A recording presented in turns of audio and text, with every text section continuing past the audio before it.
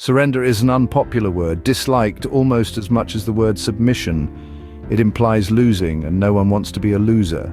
Surrender evokes the unpleasant images of admitting defeat in battle, forfeiting a game, or yielding to a stronger opponent. The word is almost always used in a negative context.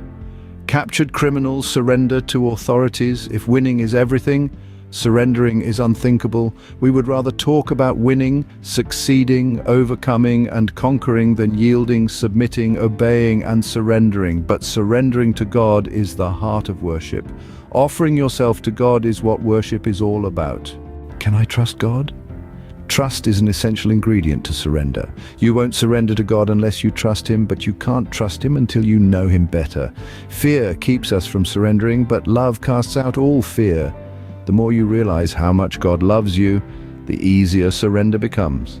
The greatest expression of God's love is the sacrifice of God's Son for you.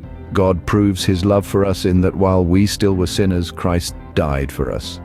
If you want to know how much you matter to God, look at Christ with His arms outstretched on the cross saying, "I love you this much. I'd rather die than live without you."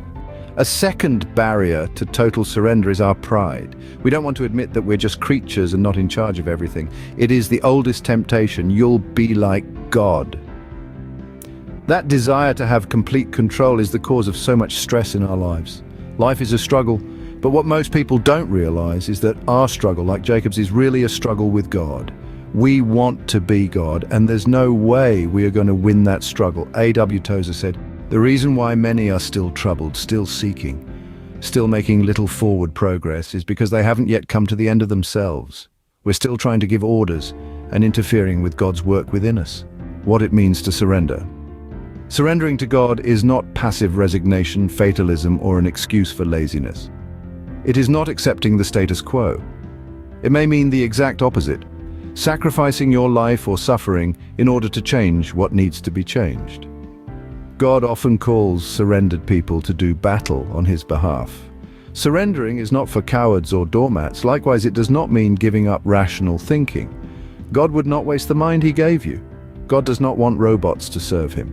Everybody eventually surrenders to something or someone. If not to God, you will surrender to the opinions or expectations of others, to money, to resentment, to fear, or to your own pride, lusts, or ego.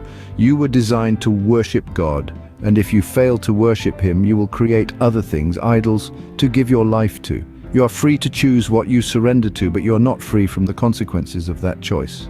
When you decide to live a totally surrendered life, that decision will be tested.